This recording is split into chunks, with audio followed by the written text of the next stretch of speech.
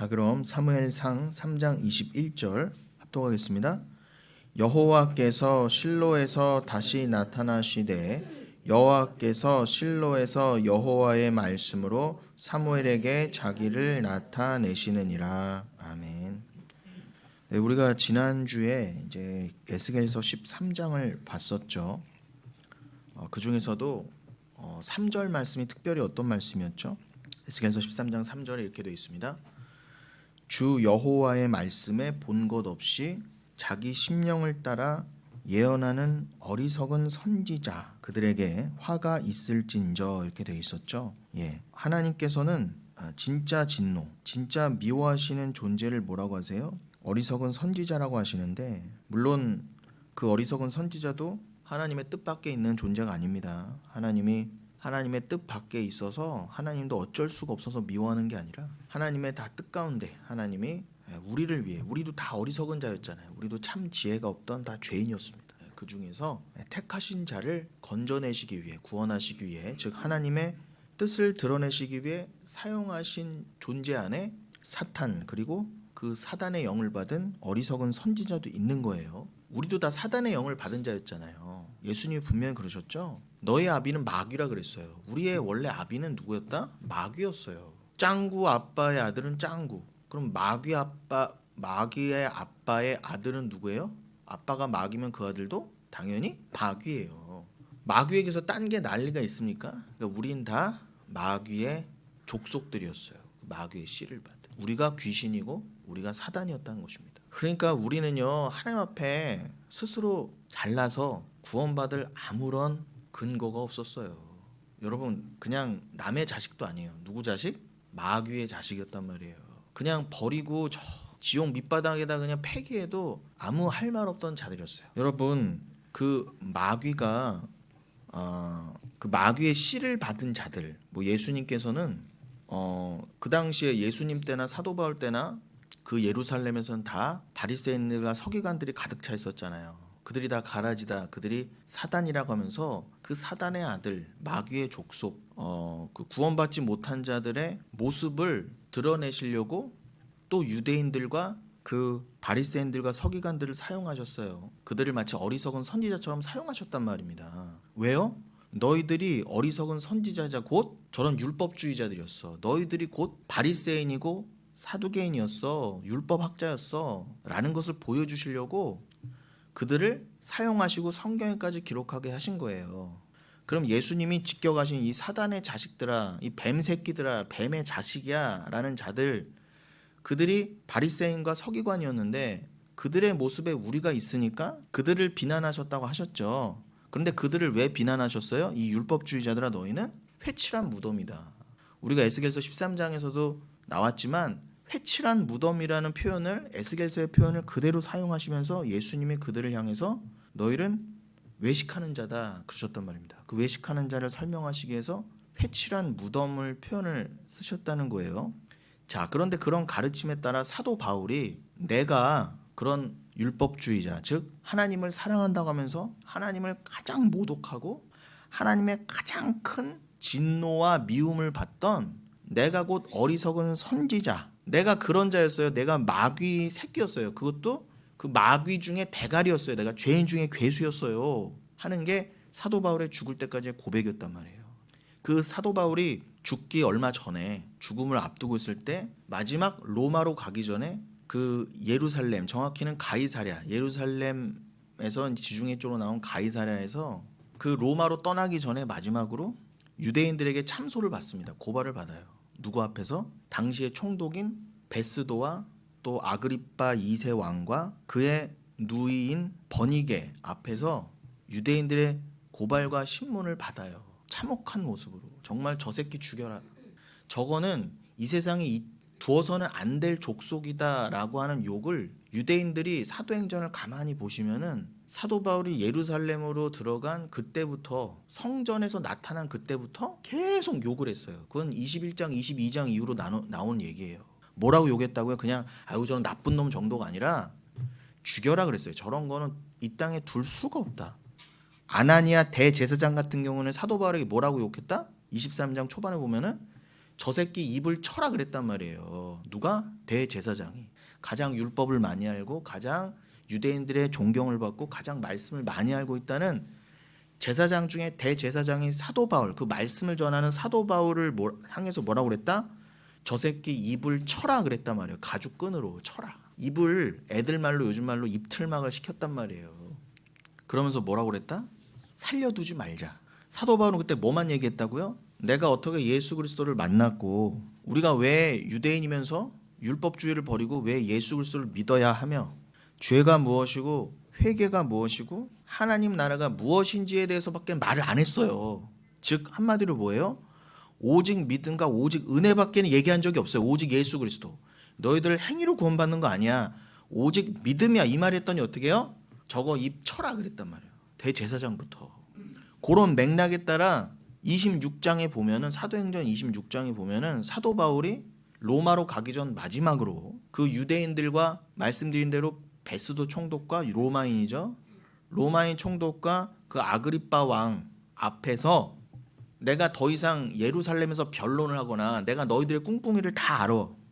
베스도 당신조차도 지금 유대인들의 지지를 얻기 위해서 나를 정치적으로 이용하려고 하잖아. 나를 지금 2년 동안이나 그 전임 총독인 벨릭스가 2년 동안이나 가이사랴에 구금해 뒀는데도 불구하고 내가 죄가 없다는 거는 다 아는데도 유대인들이 저거 죽이라고 그러니까 마음대로 못 놔주는 거예요. 벨릭스도 베스도도. 사도 바울이 죄가 없는 거 아는데.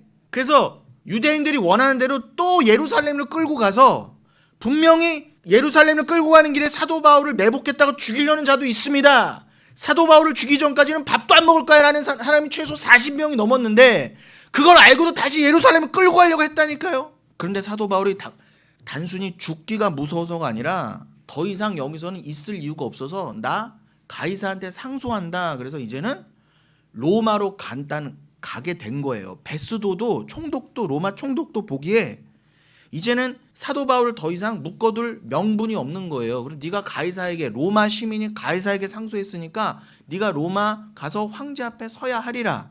왜 그랬다고요? 예수님이 환상 가운데 나타나서 네가 예루살렘에서 욕먹고 그렇게 돌 맞은 것처럼 마지막에는 로마까지 가야 하리라라는 말씀 하나 들고 붙들고 자기 안위를 위해서 내가 로마 가서 황제 앞에서 내가 변론해야지 이따위 생각이 아니라 더 삶을 영위하기 위해서가 아니라 네가 로마에 가서 더 참혹한 고난을 받고 죽어야 하리라 이 말 듣고 예루살렘에서 떠나기를 원했다는 거예요. 근데 제가 왜 이렇게 장황하게 말씀드리냐면 그 마지막 변론 때에 예루살렘 더 정확히는 가이사랴 예루살렘으로 가는 거를 원치 않고 로마로 가기 전 마지막 가이사랴에서 그 사도 바울이 변론한 핵심 중에 하나가 무엇이냐. 변론이라고 해도 단순히 여러분 변호사들이 말하는 변론 그런 게 아니라 설교였단 말이에요. 예수 그리스도를 증거하는 그 설교 중에 핵심이 뭐였느냐.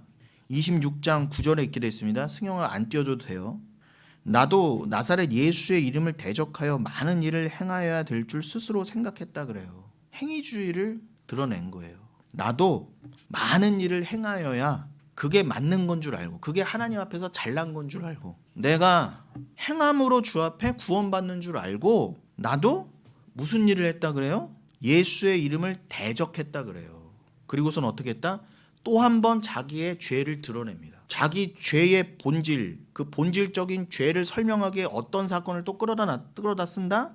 다메섹으로 가는 길에 내가 예수 믿는 자들을 잡아 죽이려고 했습니다. 심지어 죽였고 스데반이 죽을 때도 난 옆에서 웃고 있던 자입니다.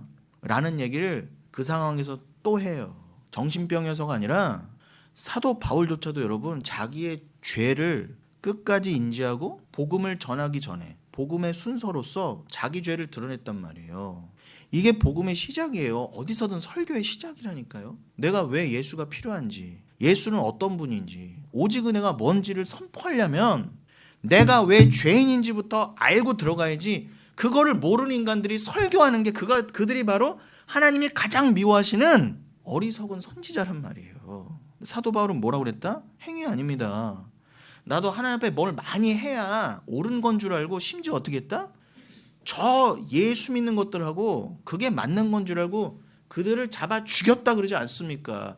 다른 거는 내가 죄 지은 거 없지만 내가 예수 믿는 자들을 잡아 죽이던 일을 본 증인이 허다합니다 라고 자기를 고발한단 말이에요. 여러분, 바로 그겁니다. 행위가 넘치면 내가 하나님 앞에 잘난 자로 쓰게 되면 어떤 결과가 온다? 은혜를 모독하고 은혜를 없수히 여기며 오직 은혜를 전하는 자를 핍박하게 돼 있어요. 반드시 돌 던져요.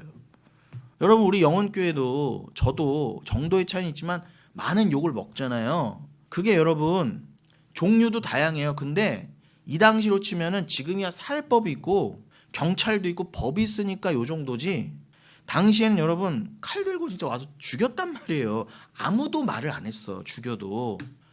그럼 그때나 지금이나 달라요? 지금은 칼 들고 총 들고 오면은 자기가 범죄자가 되니까 안 할 뿐이지 본성은 다 똑같아요. 방향은 맞다 말입니다. 어떤 심정으로 욕을 해요? 저거 죽었으면 좋겠다 그냥. 왜 자꾸 내 행위를 무시하는 거야? 아우, 인간이 얼마나 악독하면은 아무리 은혜를 전해도 주님이 택한 자가 아니면 죽는 그 순간까지 내 잘남을 못 나요. 내 행위의 고상함을 못 논단 말입니다. 십자가 앞에.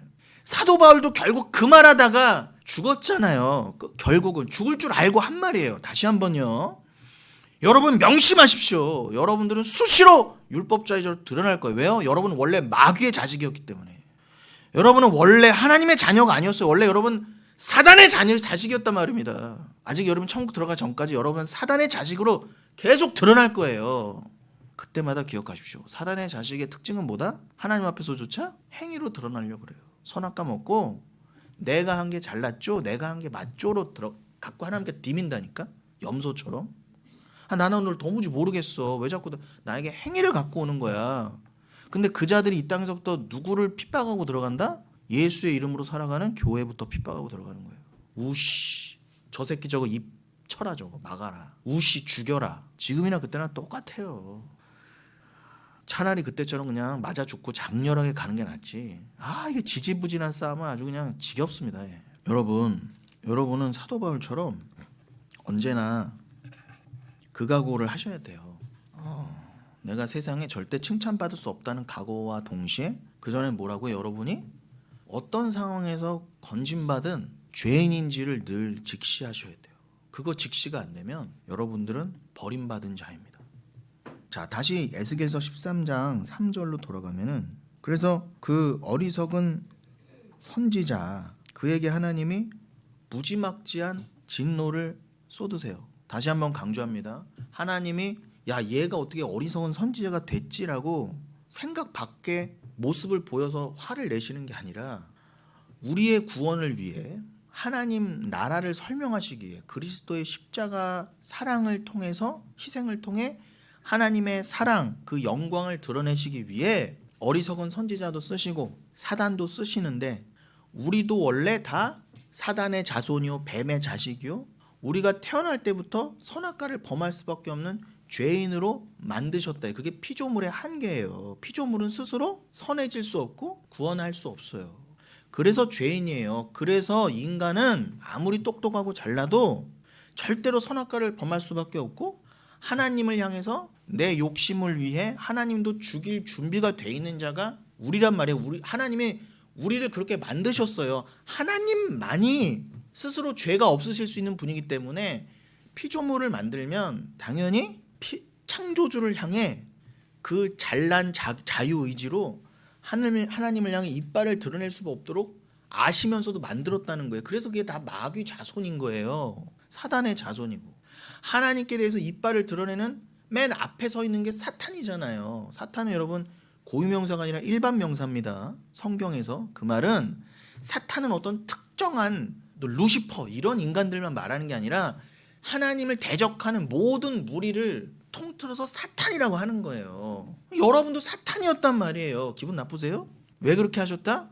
하나님의 사랑을 드러내시려고. 그렇게 철천지 원수임에도, 내 아들까지 죽인 원수임에도 내가 너희를 건졌다를 드러내시려면 여러분들 죄가 실컷 드러내고, 여러분들은 요한일서 1장 8절부터 10절 말씀처럼 어떻게 고백하고 나와야 된다. 사도 바울처럼 주님은 미쁘시니 내가 죄인입니다. 내가 죄를 고백합니다. 죄를 하나님 앞에 내가 죄인입니다. 죄가 무엇이고 내가 왜 죄인지를 설명할 줄 알아야, 하나님 앞에 고백할 줄 알아야 그가 하나님을 거짓말시키지 않는 자로 여기는 자라 그랬잖아요. 나 죄 없어야 하는 자는 하나님을 모독하고 거짓말시키는 자라면서요. 여러분, 하나님을 모독하고 어떻게 그 죄를 씻으려고 그러세요? 하나님한테 불순한 생각, 더러운 생각 하나만 해도 지옥으로도 못 갚는데 어떻게 하실 거예요, 여러분, 도대체? 그러니 하나님은 왜 이 어리석은 선지자, 모든 이 말귀를 도무지 알아먹는 대부분의 유대인, 하나님을 사랑한다고 하면서도 예수께 돌을 던지고 사도 바울의 입을 찢었던 그들을 왜 사용하셨다? 컨트롤 못해서가 아니야. 다 하나님의 컨트롤 안에 있는데 말 그대로 하나님의 영광과 여러분이라는 교회를 위해서 사용하신 거예요. 너희들의 죄를 봐라. 내가 너희들을 어떤 상황에서 건졌는지를 알게 하시려고 말도 안 되는 어리석은 선지자한테 실컷 몇십 년간 끌려가서 말도 안 되는 신앙생활도 하게 해보신 거고, 때로는 광화문도 나가보게 하신 거고, 때로는 예수 믿는다고 하면서도 진짜 예수를 전하는 자들을 핍박하는 모습도 허락하셨던 거예요. 그런데 하나님 입장에서는 끝까지 그런 죄악된 길로 가는 자들은 정해져 있어요. 만세전에 천국 갈 백성이 정해져 있는 것처럼 만세전에 지옥 갈 백성도 정해져 있단 말입니다. 이게 절대 인정이 안 돼요.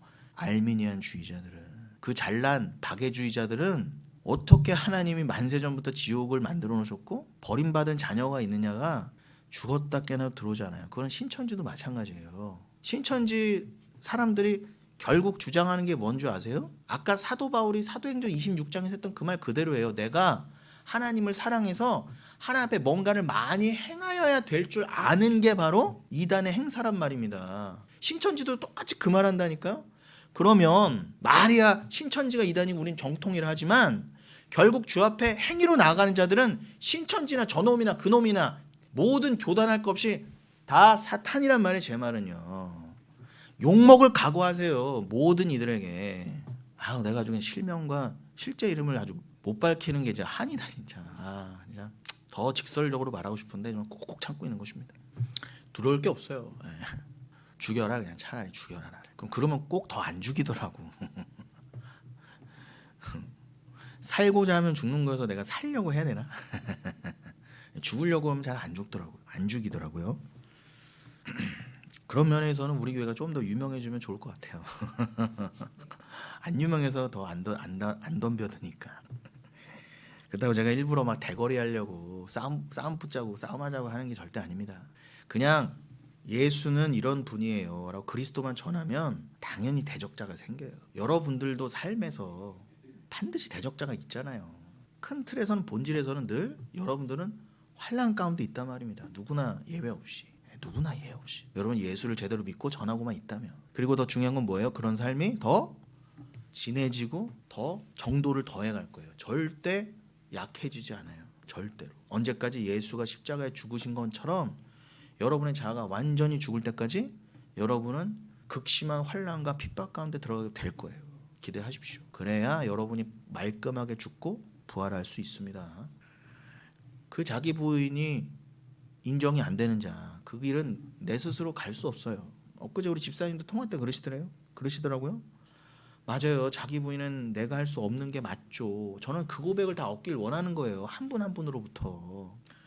내 자식도 내가 스스로 못 죽이는데 무슨 내가 스스로 나를 죽여요. 말도 안 되는 겁니다. 그래서 예수가 날 대신에 죽으시고 날 그냥 덥석 덮으시기 위해 오셨군요. 나는 수시로, 아니 하루에 12번도 더 죄인 중에 괴수로 사단의 족속으로 드러납니다. 로 가셔야 여러분의 그 불가능함을 안고 예수의 은혜 앞에 달려가죠. 여러분이 잘났는데 무슨 은혜를 붙잡습니까? 내가 예수 없이도 잘 살고 있는데 무슨 예수를 믿어요. 믿기는 입만 믿는다고 뻥끗거리고 거짓말하는 거지. 그런 자들은 다 회칠한 무덤, 악랄해 보이고 이제는 너무 속이 울렁거려요.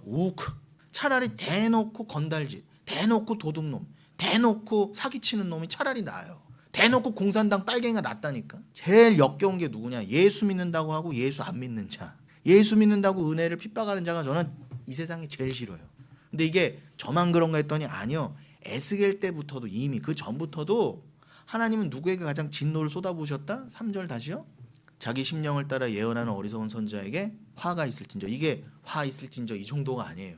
진노예요. 원어에 보면 아주 극심한 진노예요. 소돔과 고모라에서 다 죽어나가고 다 소금 기둥 되게 만드신 그 진노. 그것도 하나님의 진짜 진노에 비하면은 약간 표현해 보신 거예요. 약간 소돔과 고모라 정도도 그냥 조금 맛배기, 내 진노가 요 정도야라고 맛배기가 소돔과 고모라 정도라고 한다면 어떻게 하실 거예요, 여러분? 또 강조합니다. 고라시나 벳세다야? 그거는 가버나우마 이런 데는 다 갈릴리 주변 마을이었단 말이에요. 예수님이 살아생전 돌아다니셨던 마을이에요. 그런데 심판날에는 차라리 나 예수를 육신의 눈으로 보지 못했던 소돔과 고모라가 차라리 심판날에 더 견디기 쉬울 거야. 그 말은 뭐예요? 예수 그걸 영적으로 해석하면 뭐예요? 예수를 눈으로 본 가버나움 벳세다 고라신이 더 소돔과 고모라보다 못하다고 욕하실 정도였으면 우리에게 주시는 시사하는 바가 뭐예요? 나는 교회도 다녔어요. 예수 믿어요. 하면서도 율법주의를 끝까지 자기를 부인하지 않은 자들은 차라리 저 예수를 아예 안 믿었던 자들보다 더 심각한 진노가 떨어진다는 말이잖아요. 그러니까 잘못된 교회에 대해서 말을 하지 않을 수 없어요. 왜요? 잘못된 교회가 가장 심한 진노 가운데 거하게 되니까. 가장 큰 죄와 가장 큰 병을 놔두고 여러분 암을 놔두고 감기랑 싸울 거예요? 암을 직격해야죠. 왜 감기 몸살 정도를 말합니까? 한네비임 한네발림 어리석은 선지자. 이 한네발림의 원형 나발이 분별력이 없는 이라고 그랬죠.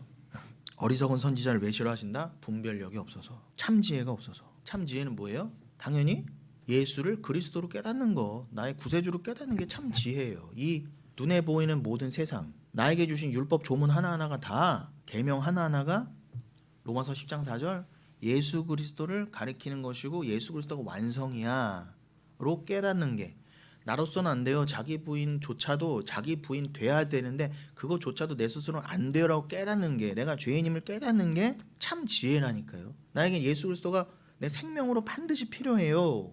하나님 나라 그 천국을 위해서 그 예수 그리스도가 참 양식이에요. 만을 전하는 게 분별력 있는 자예요. 그게 참 지혜라니까요. 그럼 참 지혜가 없으면 어떻게 해요?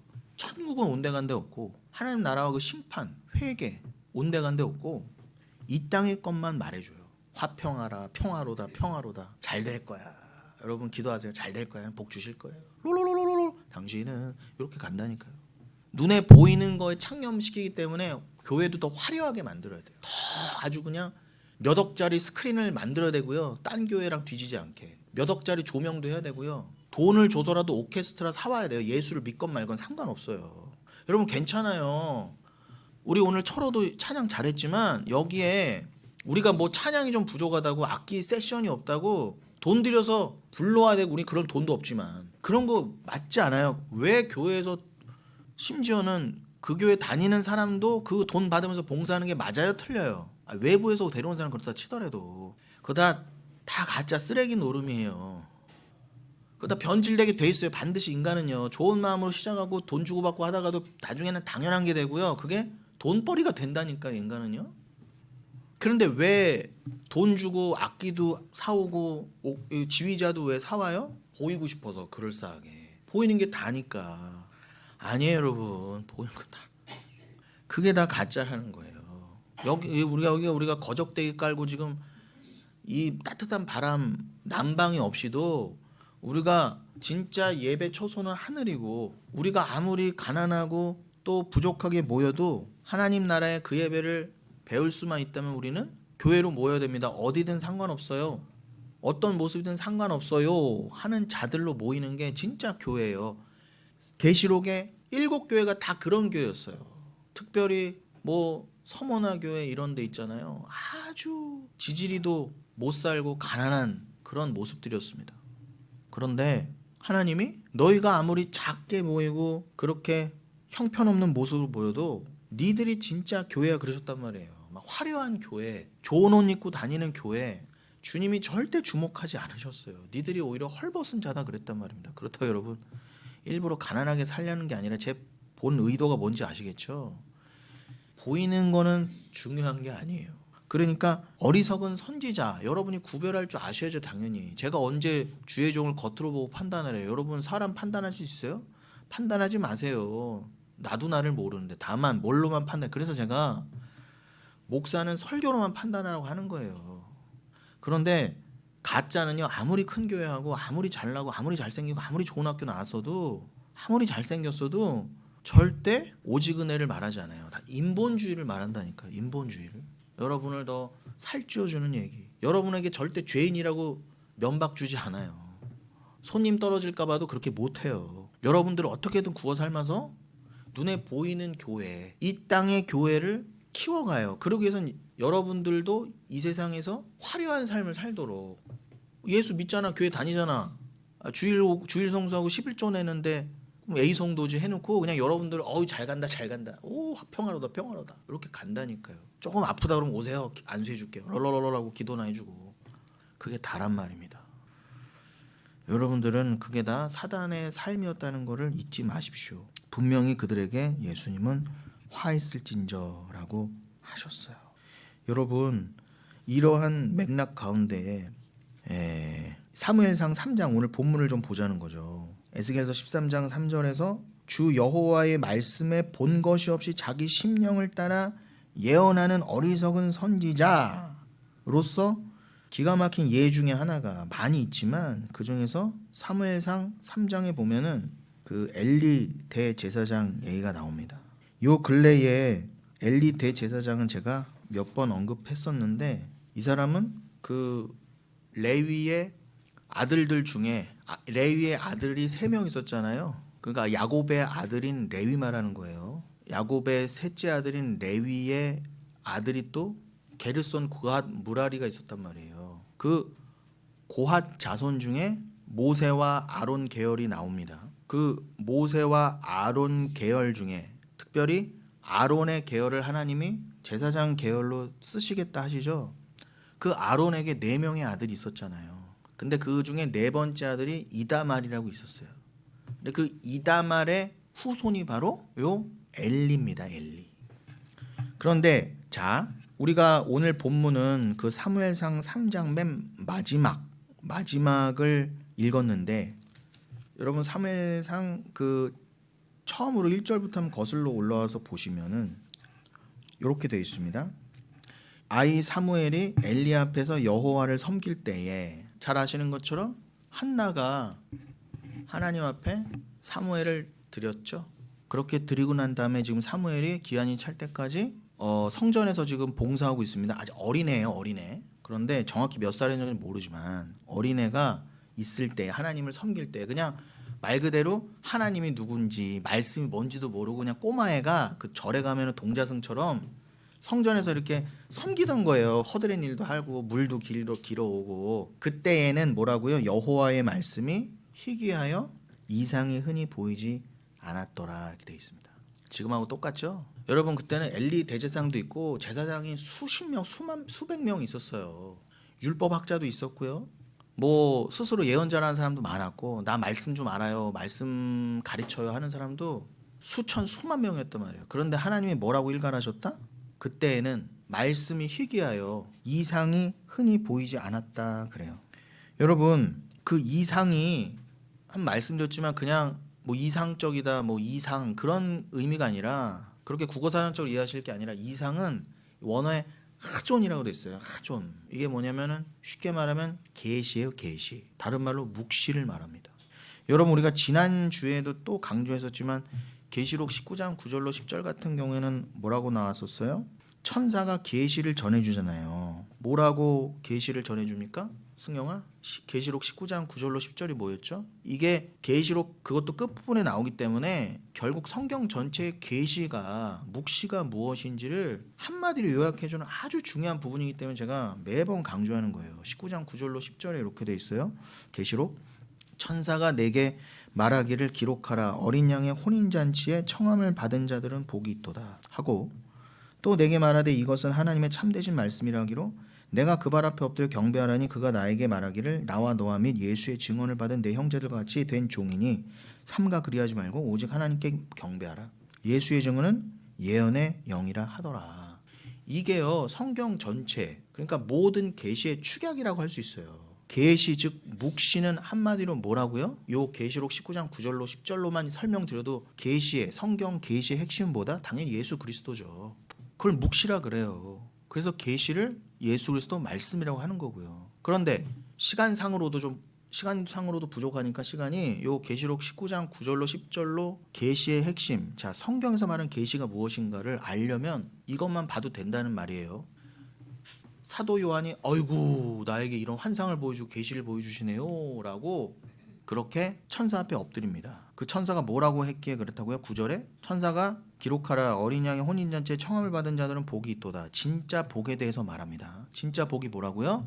천국. 이 땅의 복을 말한 적이 없어요. 성경 끝까지, 계시록 끝까지 눈에 보이는 복을 말한 적이 없다고요. 그러면서 그 복을 한마디로 뭐라고 떠요? 팔복을 한마디로 마치 하는 것처럼 혼인잔치에 청함 받은 게 진짜 복이야. 그 복 없으면 말짱 꽝이야. 이게 하나님의 참되신 말씀이야. 그럽니다. 그랬더니 요 계시의 핵심을 전해 들으니까 아이고 10절에 내가 그 발 앞에 경배하려고 하니까 너 왜 나한테 경배해? 계시를 전하는 자는 경배받을 대상이 아니야. 내가 천사긴 하지만 내가 천사의 하랍이라 할지라도 절대 절을 받으면 안 돼. 영광은 오직 하나님 것이야 라고 하면서 뭐라고 그래요?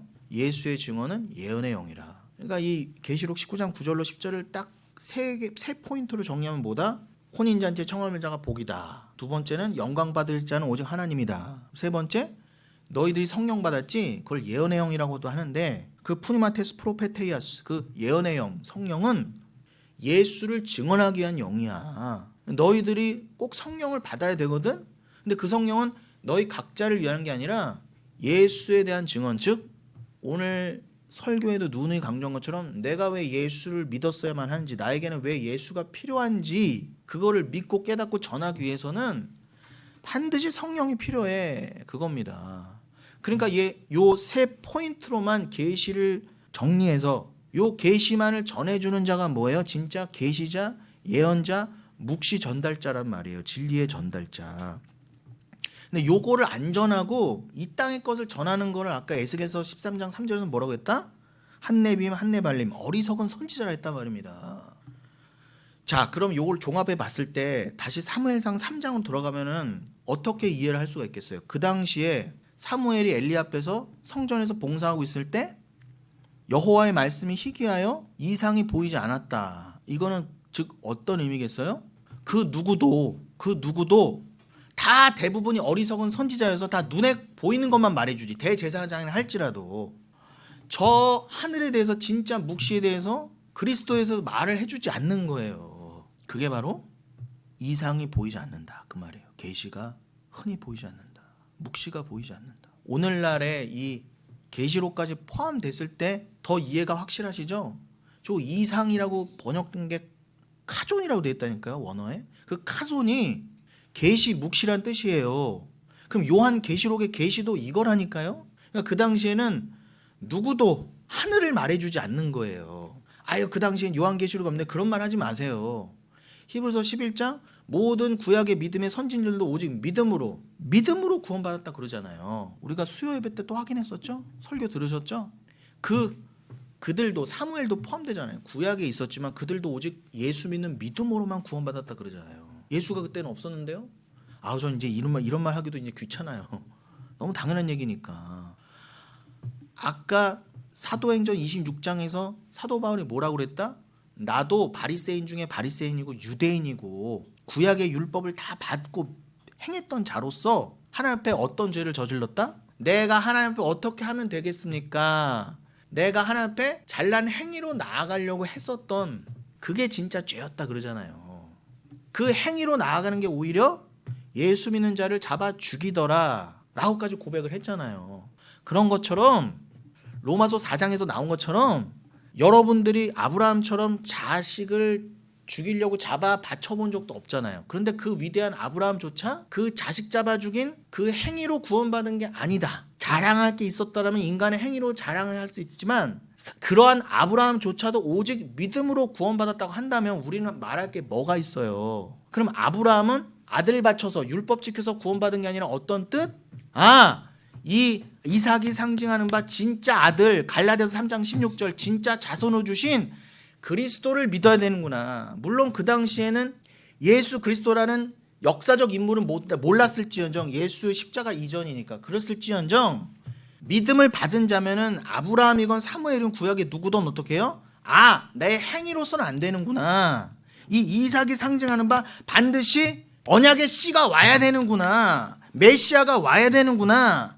그가 나의 믿음을 완성시켜 줄 뿐이고 그가 오셨을 때 내 구원이 다 설명되겠구나. 내 행위가 아니라 그 언약의 씨 메시아의 진짜 행위로, 그 하나님의 명령에 따른 순종이라는 그 행위로, 자신을 내어주는 피를 덮어주신 그 행위로 내가 덮여야, 내 죄가 덮여야 구원이구나 라는 건 예수님 이전이건 이후건 상관없이 모든 믿는 자들은 그 믿음으로 구원받았다는 거예요. 그럼 우리는 예수 이후니까 더 확실하잖아요. 계시록까지 받았잖아요. 계시록이 어떤 말씀까지 받았다? 아까 계시록 19장 9절로 대표적으로 설명된 청함을 받는 자, 덮이는 자에게 복이 있다. 그게 진짜 마카리오스 복이다라고 받았잖아요. 그러니 여러분들은 아브라함이나 사무엘하고는 비교할 수 없는 계시와 묵시를 다 받아놓고 정말 은혜까지 다 받아놓고 여전히 잘못된 신앙을 행위주의로 나가신다고 한다면 마치 소돔과 고모라보다 벳세다와 고라신, 가버나움이 더 화를 받는 것처럼 여러분은 구약 때 죽어나가서 지옥 들어간 사람보다 더 심각한 지옥으로 떨어질 게 분명합니다. 당연한 거예요. 은혜가 큰 만큼 하나님의 진노도 동일한 비례로 커진다는 걸 잊지 마십시오. 여러분, 은혜가 크다고 우리 이제 율법도 끝났다, 아이고 좋다, 자유하다, 좋아하지 마세요. 그 율법의 완성을 사랑으로 여러분 갖지 못하시면 여러분들은 구약에 살다가 지옥 떨어진 사람들보다 더 심각한, 더 말할 수 없는 그 허락된 자유와 설명된 자유와 은혜만큼 더 무지막지한 진노와 심판 가운데 떨어질 거를 잊지 마시고 살아가시란 말입니다. 그럼 은혜로다 하다가도 더욱 겸손하며 경외하는 마음으로 살게 돼 있어요. 자, 이런 걸 가지고 다시요, 사무엘상 3장 이제 여러분 1절 이해하시겠죠?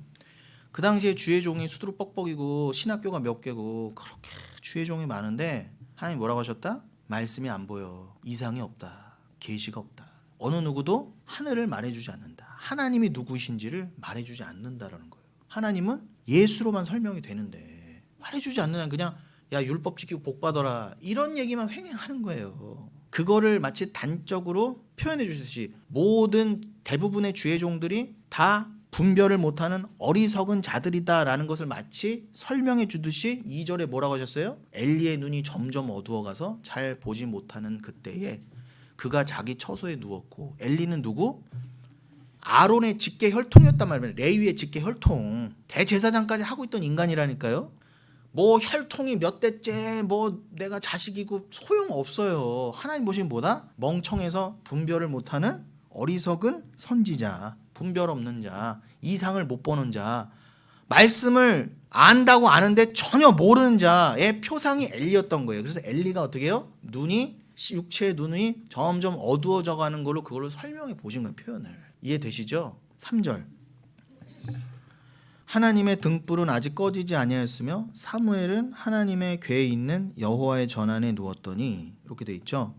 그렇지만 모든 대부분의 주의 종들은 눈이 어두웠지만 그러나 하나님의 등불은 반드시 그때 당시에도 지금도 여전히 켜져 있는 거예요. 여러분, 계시록 1장에 보면은 예수 그리스도가 7 촛대 사이를 다니시면서 7 별을 오른손에 갖고 계신다고 그러죠. 그 7 촛대는 7 등대라 그러잖아요. 그 7 촛대는 7 교회고 그리스도의 오른손에는 7 별은 7 영으로서 각 교회에 보내진 말씀의 영이라 그러시잖아요. 그러니까 이 등불이 바로 그 촛대 등불이에요. 안 꺼진다니까 여러분. 옮기실 뿐이지. 그리고 한 번 주신 그 영은 절대 우리 안에 들어온 불은 나가지 않아요. 옮기신다는 거는, 촛대를 옮기신다는 거는 진짜 촛대는 옮길 리가 없죠. 그러나 자신이 촛대인 척 하는 교회 있잖아요. 그리고 그 중에서 그 교회 안에 극소수지만 등불처럼 밝히 빛나고 있는 자들이 있다고 한다면 아직 촛불이 거기 있는 거지만 그 교회가 무늬만 화려하고 겉은 화려할지언정 거기에 진짜 예수 믿는 촛대가 없으면 두 촛대는 11장에 두 감람나무 두 증인이라고 했으니까 촛대는 증인 여러분이에요. 그 촛대를 옮기신다고 한다면 그 교회를 버리시려고 그랬다는 거 아니에요. 이해되시죠?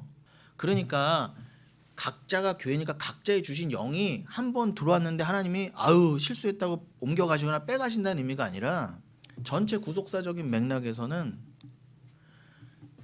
진짜 교회인 척 했지만 결국 가짜로 드러나게 하는 그런 상황이 있고, 그러나 그 잘못된 교회 안에서 결국 영을 받은 자들은 끝까지 진짜 교회로 모이면서 그러면 촛대가 옮겨가는 모습으로 보이잖아요. 그렇게 되면서 끝까지 믿음을 지키게 되지, 성도에게 한 번 주신 촛대 그 영, 성령은 절대로 임의대로 옮겨 다니거나 옮겨갈 수가 없어요. 그 사람 안에서 빠져나올 수가 없단 말입니다.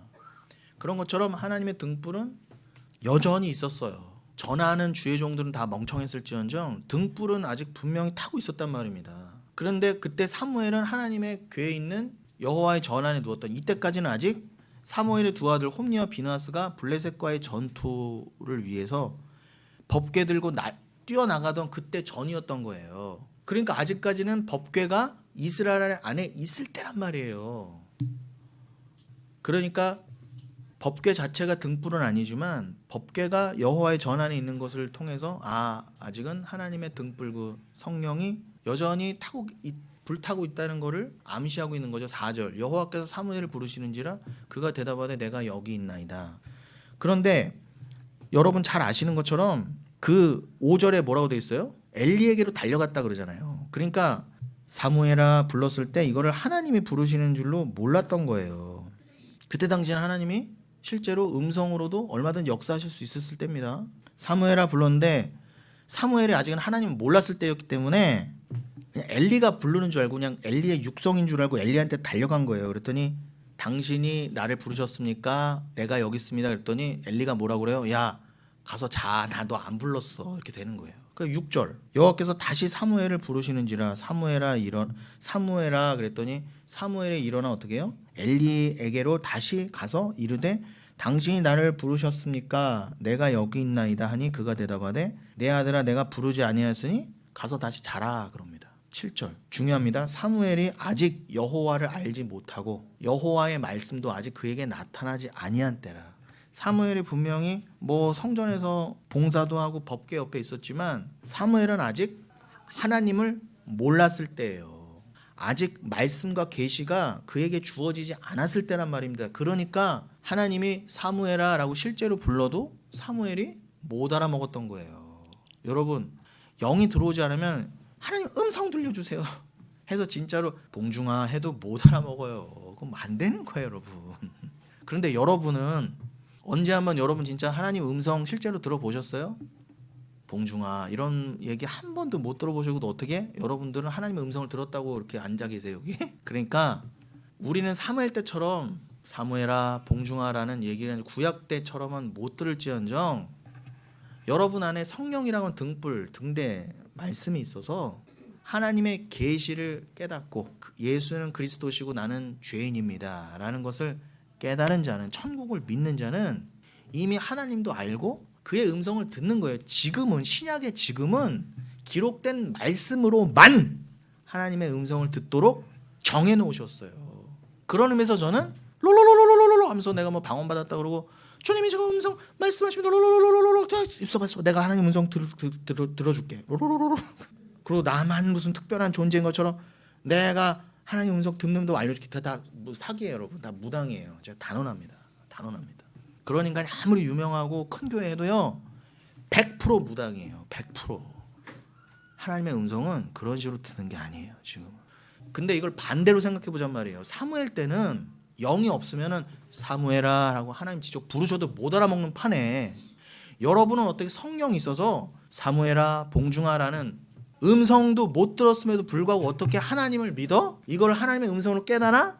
구원에 이르시게 됐냐는 거 이게 더 기가 막히다는 거예요 이게.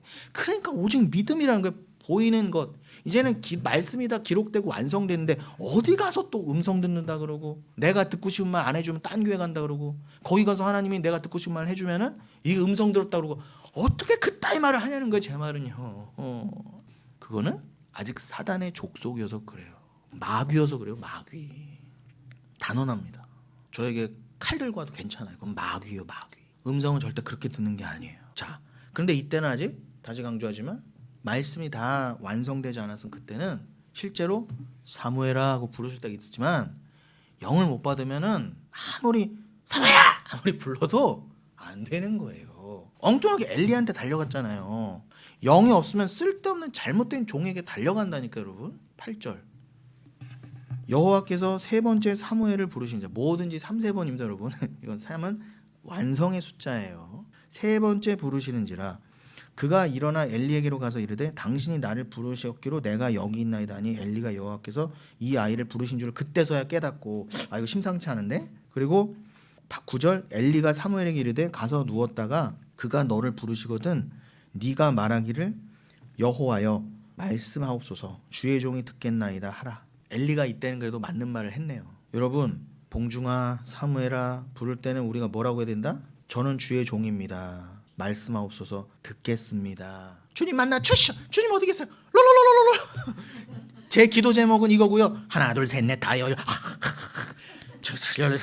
제 기도 제목 또로로로로 한 다음에 저 갈게요. 제가 새벽에는 기도 시간이 30분밖에 안 되거든요. 또로로로로 말해놓고 기도했대. 아니요. 기도는 뭐 하는 거다? 듣는 거예요. 주의 음성을 듣는 거예요. 나를 죽이는 시간이 기도하는 시간이에요. 여러분의 소원을 비는 게 기도 시간이 아니라. 10절 여호와께서 임하여 서서 전과 같이 사무엘아 사무엘아 부르시는지라 사무엘이 이르되 말씀하옵소서 주의 종이 듣겠나이다. 그러니까 여러분 이거를요 오해하는 사람들이 있어요. 야 그럼 엘리도 제대로 된 종이었네. 엘리도 맞는 말 하잖아. 그렇게 읽으시면 안 된다니까. 엘리는 나중에 목이 부러져 죽을 정도로 하나님께 버림받은 자였어요. 근데 이 3장 이후로 읽어보시면 알겠지만 하나님 분명히 사무엘에게 처음으로 주신 계시가 뭐였다? 내가 엘리부터 죽일 거야. 요게 계시였단 말이에요. 무섭지 않습니까? 그런데 분명히 엘리는 심판받은 자인데 야 엘리의 입을 통해서 이렇게 바른 말을 해준 거 보니까 엘리도 참 종이었다. 이렇게 해석하더라니까요. 전에 있던 교회 목사부터. 그래서 하나님이 세우신 모든 주의 종은 다 가치가 있다는 거예요. 그 인간 말은. 그러니까 주의 종으로 섬겨라는 거예요. 무조건 목사 전도사 섰으면.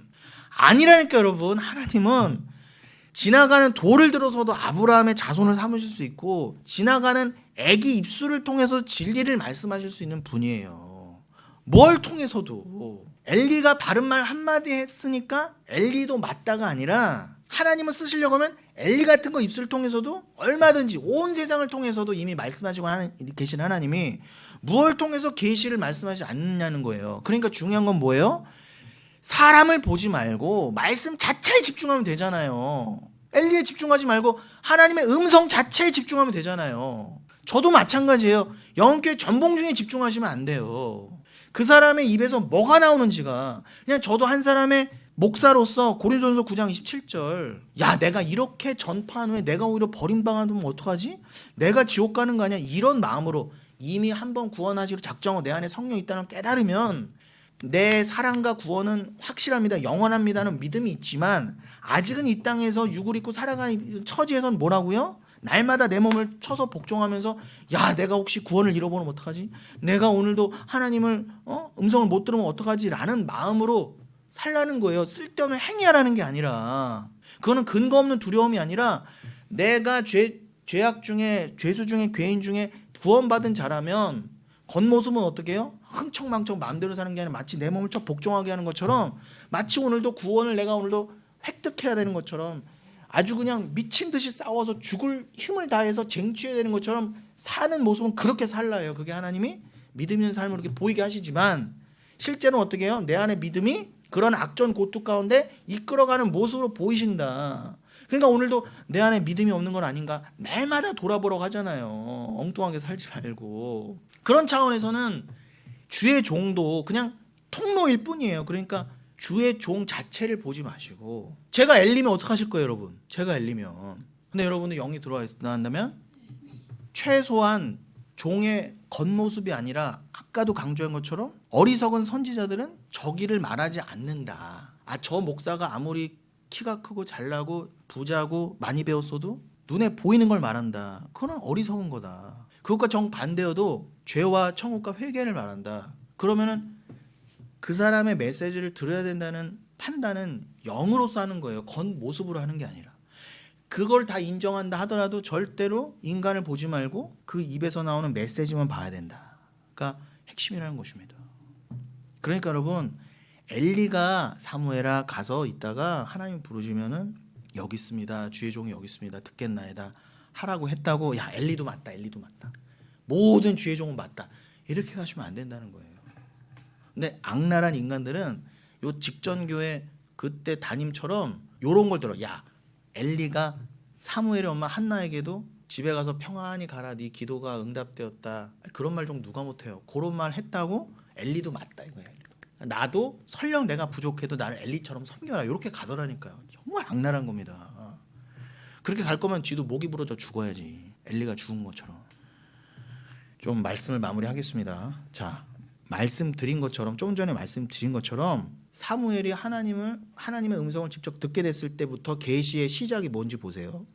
11절 여호와께서 사무엘에게 이르시되 보라 사무엘을 처음 만나 주신 직후에 첫 말씀이 이거예요. 보라 내가 이스라엘 중에 한 일을 행하리니 그것을 듣는 자마다 두 귀가 울리리라. 내가 엘리의 집에 대하여 말한 것을 처음부터 끝까지 그날에 그에게 다 이루리라. 13절 내가 그의 집을 영원토록 심판하겠다고 그에게 말한 것은 그가 아는 죄와 죄악 때문이니 이는 그가 자기의 아들들이 저주를 자청하되 금하지 아니하였음이라. 첫 계시가 뭐였다고요? 엘리 집부터 조지겠다 이거예요. 심판입니다. 아하스 왕에게 이사야가 전한 말씀의 시작도 임마누엘 심판이었던 것처럼 여러분 이 땅에서는 주의 말씀을 우리에게 다 심판으로 받아들여야 돼요. 여러분의 자아를 죽이러 오셨다니까 여러분. 예수는요. 그 말씀은 예수가 말씀이라면서요. 계시 묵시라면서요. 천국의 말씀이라면서요. 듣겠나이다 하명하옵소서라고 들을 때 첫 응답이 다 뭐다? 널 죽일 거야예요. 우리가 다 엘리였잖아요. 우리가 다 사단이었다면서요. 우리가 다 죄의 종이었다면서요. 그럼 뭐예요? 이건 우리에게 해당된 말이잖아요. 너 죽여버릴 거야 내가. 다 너희 죄악 때문에 죽는 게 맞는데 다 엘리가 맞는데 그중에 내가 너를 건졌어가 모든 성경의 메시지라고 한다면 그 맥락으로 이 말씀도 이해가 되시고 해석이 되시겠죠.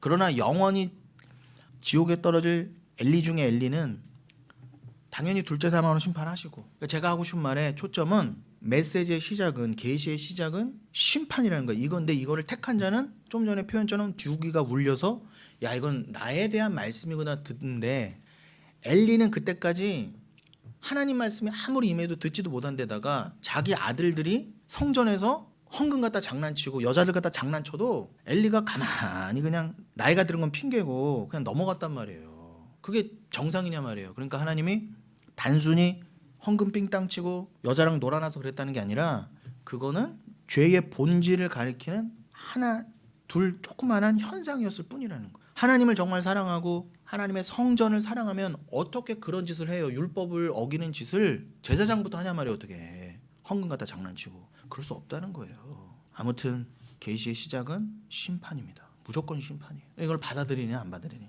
그럼 14절 그러므로 내가 엘리의 집에 대하여 맹세하기를 엘리의 집의 죄악은 제물로나 예물로나 영원히 속죄함을 받지 못하리라. 이거 얼마나 무서워요. 아무리 제물을 갖다 바치고 헌금해도 안 된다 그러시잖아요. 내가 버리기로 작정했다 그러시잖아요. 15절 사무엘이 아침까지 누웠다가 여호와의 집의 문을 열었으나 그 이상을 엘리에게 알게 하기를 두려워했더니 당연하죠. 아유 씨 하나님이 이 집안 다 죽이신다는데 이 말을 어떻게 해줘요? 분명 엘리가 다음날 물어볼 거거든요. 사무엘아 그래 하나님이 뭐라고 하시더냐? 그럼 혹시 좋은 말 하시더냐? 롤롤롤롤롤 복 주신다고 당신은 사랑받기에 태어난 사람이라고 하시더냐라고 물어볼 게 뻔한데 다 죽이리라 그러면 다 죽이리라. 근데 진짜 주의 종 어떻게 된다? 당신 죽이신대요. 전해야 된다니까요. 그 무서워서 당신은 사랑받 이러면 같이 죽어야 돼. 같이 돼줘야 돼요. 그냥 17절 이르되 내게 무엇을 말씀하셨느냐 청하노니 내게 숨기지 말라. 내게 말씀하신 모든 것을 하나라도 숨기면 하나님이 내게 벌을 내리시고 또 내리시기를 원하노라 하는지라. 죄송합니다. 제가 눈이 침침해서 18절 사무엘이 그것을 그에게 자세히 말하고 조금도 숨기지 아니하니 그가 이르되 이는 여호와시니 선하신 대로 하실 것이니라. 엘리가 하나님 당신 심판하신대요 그랬더니 그 버리기로 작정된 사람 입에서도 가끔 이런 진리의 조각이 튀어나와요. 아, 하나님이 선하신 대로 다 행하실 것이니라. 근데 엘리 입장에서는 하나님은 그래도 좋으신 하나님이니까 그렇게까지는 안 하시겠지라는 말로 했을지 모르지만 하나님 입장에서는 진짜 선하신 게 뭐예요? 선악을 본인의 판단대로 가르시고 합력하여 선을 이루셔서 죄악 가운데 뽑을 자는 뽑으셔서 천국에 집어넣으시는 게 진짜 선이고 창대함이고 그게 진짜 흥함이에요. 흥왕함. 죄인은 죄악은 죽이시는 게 하나님의 창대함의 진짜 의미라니까요. 그러니 엘리는 말은 그래도 하나님이 끝까지 선하실 줄은 말은 잘했지만 전혀 하나님의 진짜 선하심을 알고 한 말은 아니다. 이렇게 이해하시면 됩니다. 19절 사무엘이 자라매 여호와께서 그와 함께 계시니 그의 말이 하나도 땅에 떨어지지 않게 하시니 20절 단에서부터 브엘세바까지 온 이스라엘이 사무엘은 여호와의 선지자로 세우심을 입은 줄을 알았더라. 21절 마지막 여호와께서 실로에서 다시 나타나시되 여호와께서 실로에서 여호와의 말씀으로 사무엘에게 자기를 나타내시느니라. 이게 오늘 설교의 본문이었고 오늘 설교 제목이라서 뭘로 제가 정했느냐 말씀으로 자기를 나타내시느니라 이겁니다. 여러분 여호와께서 사무엘에게 나타나셔서 자기를 사무엘에게 나타내셨대요. 사무엘을 자기를 나타내시는 통로로 쓰셨대요. 그럼 사무엘은 누구의 표상이에요? 예수 그리스도의 표상이잖아요. 사무엘은 예수님 오시기 전에 예수님은 이런 분이야 메시아는 이런 모습으로 오실 거야를 보여줬던 인생이었던 거예요. 맞잖아요. 하나님이 자기를 나타내시기 위해서 누구를 쓰셨다? 사무엘을 쓰셔서 사무엘 안에서 하나님이 누구신지를 나타내신 것처럼 그 일을 완성하러 오시고 그 일을 온전히 이루신 분이 누구예요? 사무엘이 가리키는 바 예표 예수 그리스도잖아요. 예수 그리스도가 뭘 지셨다? 십자가. 그 십자가가 하나님의 온전하심을 하나님의 진짜 뜻을 드러내는 계시였단 말입니다. 그 계시의 완성 이전에 사무엘은 그 계시의 완성이신 예수 그리스도와 십자가를 가리키는 나타낸 인생으로 그냥 산 거예요. 사무엘 홀로 잘남으로 산 게 아니라 여러분도 마찬가지라는 거예요. 내가 원래는 엘리 집의 죄악과 똑같이 내가 엘리여서 그냥 엘리 집과 함께 망할 뻔했는데 나를 들어 쓰셔서 어떻게 하셨다?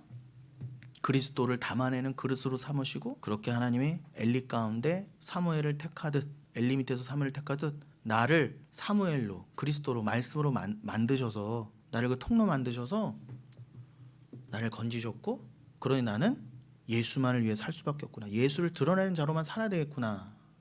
로 오늘 말씀이 읽히시는 거 맞죠? 그렇게 읽히시면 여러분 그렇게 오늘 사무엘상 3장도 읽으시면은 여러분들은 오늘 말씀을 잘 읽으신 거예요. 그래서 마지막으로 제가 자막은 안 넘겼지만 고린도후서 5장 15절을 읽고 마치겠습니다. 고린도후서 5장 15절 14절 15절 읽겠습니다. 그리스도의 사랑이 우리를 강권하신도다. 우리가 생각하건대 한 사람이 모든 사람을 대신하여 죽었은즉 모든 사람이 죽은 것이라. 그가 모든 사람을 대신하여 죽으심은 살아있는 자들로 하여금 다시는 그들 자신을 위하여 살지 않고 오직 그들을 대신하여 죽었다가 다시 살아나신 이를 위하여 살게 하려 함이라. 이 말씀이 바로 사무엘의 삶이었던 거예요. 여러분들도 이 말씀을 잊지 마시고 사무엘이 하나님의 말씀을 예수 그리스도만을 드러내려고 살았던 것처럼 여러분들도 그리스도가 다시 오기 전까지 오직 여러분을 위하여 살지 않고 여러분을 구원하신 그 예수만을 위한 삶으로 나아가시를 기뻐하며 2024년 마지막까지 달려오신 것처럼 2025년 새해도 그렇게 믿음의 삶을까지 경주해 나가시기를 예수님의 이름으로 부탁드리겠습니다.